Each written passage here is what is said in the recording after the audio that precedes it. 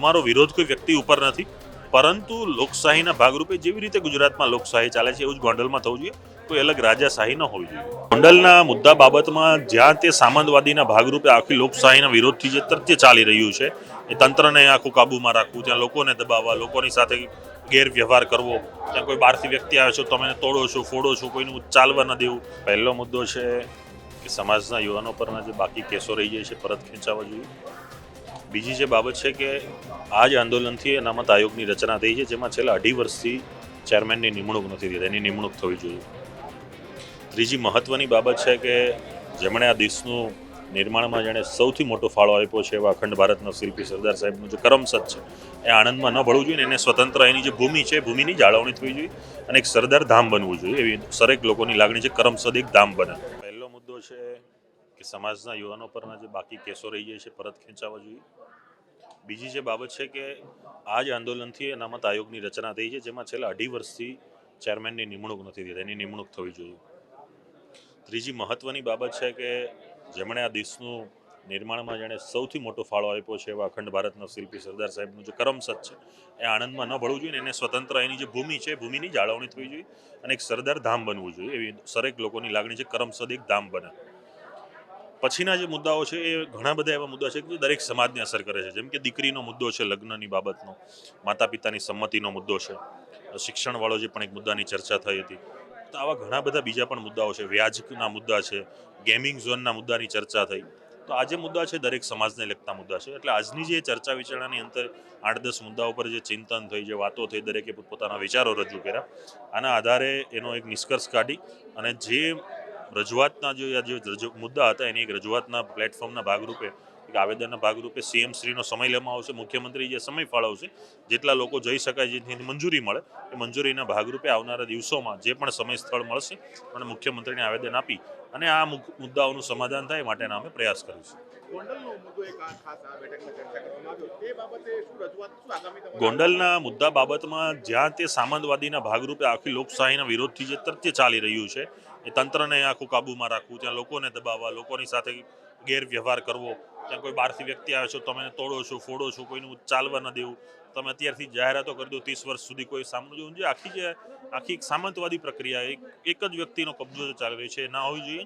અમારો વિરોધ કોઈ વ્યક્તિ ઉપર નથી, પરંતુ લોકશાહીના ભાગરૂપે જેવી રીતે ગુજરાતમાં લોકશાહી ચાલે છે એવું જ ગોંડલમાં થવું જોઈએ. કોઈ અલગ રાજાશાહી ન હોવી જોઈએ. જો સૌથી મહત્વના મુદ્દા વિશે જોઈએ ને તો આમ તો તમામ મુદ્દા મહત્વના જ હતા, એટલે જ એના માટે ચર્ચાઓ કરી. શિક્ષણ મુદ્દો હોય કે પછી મહિલાઓની સંરક્ષણનો મુદ્દો હોય કે પછી ગુંડા તત્વોની સામે લડવાનો મુદ્દો હોય અને ખાસ કરીને બિન અનામત આયોગની જે વાત હતી કે આટલા સમયથી લડાઈ લડી અને લોકોએ આટલી મહેનત કરીને જે લાવ્યા છે અને સવર્ણ સમાજ માટે લાવ્યા છે, છતાં પણ કહેવાય ને કે લોકોમાં ક્યાંક અવેરનેસ નથી અને એ અવેરનેસ પૂરી પાડવાનું કામ પણ કદાચ અમારું જ છે ને અમે ક્યાંક ચૂકી ગયા છે. તો આજે તમામ લોકોને જ્યાં જ્યાં પણ અગવડ પડતી હતી એ મુદ્દાઓ ઉપર આજે ચર્ચાઓ વિચારણાઓ થઈ અને બધા એની સાથે સહમત થયા છે. 100%, કારણ કે હવેની જે જનરેશન છે, ખાસ કરીને કોરોનાનું જે લોકડાઉન આવ્યું ને, લોકડાઉન પછીથી હવેની જે જનરેશન છે ને એ મોબાઈલના રવાડે ચડી ગઈ છે ને મોબાઈલની અંદર તો ઘણા બધા દૂષણ બી છે અને ઘણું બધું સારું બી શીખવાનું છે. પણ જે દૂષણો તરફ જે લોકો વળી રહ્યા છે એનું એક મોટું એક કારણ હું માનું છું ત્યાં સુધી મારા મતે એક બેરોજગારી પણ છે.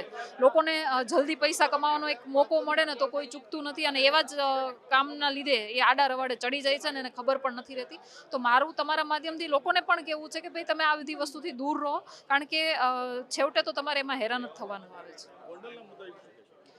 ગોંડલના મુદ્દે હું એટલા માટે ખુશ છું કારણ કે 3-4 મહિના પહેલાં જ્યારે હું ગોંડલની લડાઈ લઈને નીકળી હતી તો આજે તમામ લોકોના મોઢે ગોંડલની ચર્ચા હતી.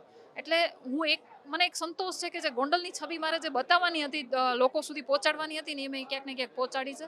અને જે મારા વિચાર હતા ગોંડલ પ્રત્યેના કે ગોંડલની રાજનીતિ ખૂબ જ લોહિયાળ છે, ત્યાં લોકો ભયના માહોલમાં જીવી રહ્યા છે, ત્યાં લોકોનું કેવું રીતે શોષણ થઈ રહ્યું છે, એ આજે એક વૈચારિક લડાઈ થઈ ગઈ છે. આજે તમામ લોકોએ બધા જ મુદ્દા ઉપર વાત કરી, તમામ આગેવાનોએ જ્યારે એનું પ્રવચન આપ્યું અને બધાની એક પ્રવચનની પાછળ એક ગોંડલનો મુદ્દો એક ટંકાયેલો હતો. એટલે ક્યાંક ને ક્યાંક ગોંડલ માટે બધાની આંખો ખુલી હોય એવું મને લાગે છે અને હું બહુ ખુશ છું કે ઘણા સમય પછી જે પાટીદાર અનામત આંદોલનની જે તાકાત હતી જે વિખરાઈ ગઈ હતી અને ઘણા સમયથી અમે લોકો ઈચ્છતા હતા કે આ તાકાત ફરી પાછી એક ભેગી થાય અને એના માટેની એક મિટિંગનું આયોજન અમે ઘણા ટાઈમથી કરતા હતા. છેલ્લા 1 મહિનાની અમારા પ્રયત્નથી આજે મિટિંગ સફળ રહી એના માટે હું બહુ જ ખુશ છું. તમામ લોકો ફરીથી પાછા જોડાણા છે અને આવી જ રીતે બધે જ્યાં જ્યાં પણ જેમ કે અમરેલીની અંદર પાયલ ગોટીનો મુદ્દો હતો ત્યારે પણ અમે બધા ભલે સોશિયલ મીડિયાના માધ્યમથી અને ઘણા લોકો ગ્રાઉન્ડ લેવલ ઉપર પણ એક થઈને લડાઈ લડ્યા હતા. એવી જ રીતે ગોંડલનો મુદ્દો પણ છે. તો આજે જે પ્રમાણે બધાના વાત છે, જે પ્રમાણે બધાના વિચારો છે અને જે પ્રમાણે બધાને આ મુદ્દા ખબર પડી છે કે ત્યાંની જે વાસ્તવિકતા શું છે એ સમજી અને જે પ્રમાણે બધાએ વાત કરી છે, તો મને ક્યાંક ને ક્યાંક લાગે છે કે જ્યારે પાટીદાર સમાજને જ્યાં જ્યાં જરૂર પડશે ત્યાં પાટીદાર સમાજને અને અન્ય સમાજ માટે પણ, કારણ કે અનામતનો લાભ પણ અત્યારે સવર્ણ સમાજ લઈ રહ્યો છે, જ્યાં જ્યાં જરૂર પડશે ત્યાં અમારા જેવા યુવાનો, જે ક્રાંતિકારી વિચારધારા ધરાવતા યુવાનો અને જે કંઈક કરી શકે એવા સક્ષમ છે, એ તમામ લોકો ભેગા થઈને લડાઈ લડશે.